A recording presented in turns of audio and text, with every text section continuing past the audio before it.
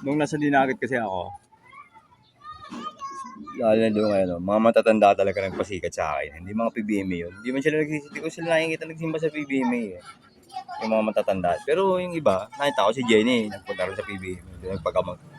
Si Mancho, ginamot. Kasi gusto nga nila magpasikat. Ang problema eh, business ko record. Tapos sa kanila naman bumabagsak yan. Kisub Serena, Kisub Aswang, Person of Capre. Nangingi ako sa mangga sa Santol. Hindi ako bawal manungkit.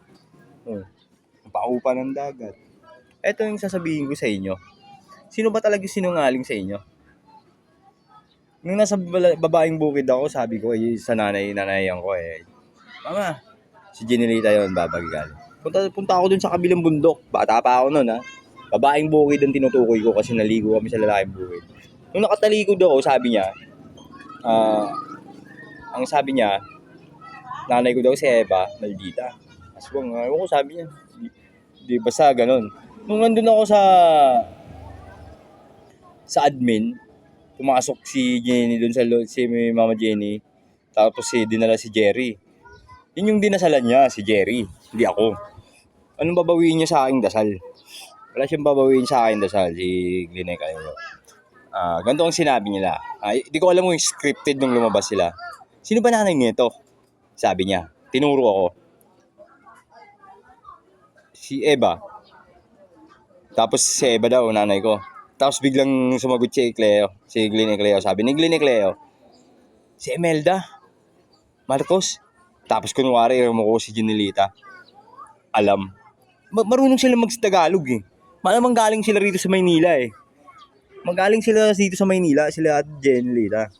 Kasi marunong sila mag-Tagalog. Yung pinagtataka ko, marunong sila magsalita ng Tagalog. Tapos ngayon, isa pa, sa isa kong nalaman, bago sila mag-scripted ng gano'n, si Mancho, nagpasa ng krus. Ako, nagpasa ng kahoy na malalaki. Naibitawan ko pa nga, tapos pinasok ko lang ulit sa balikat ko eh. Ang kinagat ng aso, dire-diretso sa kanya yung asong tumatawid, siya yung kinagat, hindi ako. Siya yung nagpasa ng krus, pero siya yung kinagat. Hindi ako. Paano nangyari yun? Tapos nung nagpagamot kami, mga ilang taon bumalik si Mancho ilang taon, parang naglalaway na. Nagpagamot kami dun sa admin.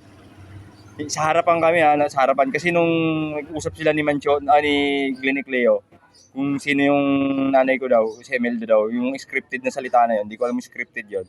Sa likod yun, sa tabi ng kabaong ni Cleo Senior, doon sa tabi. Sinakasalamin yung tatay niya eh.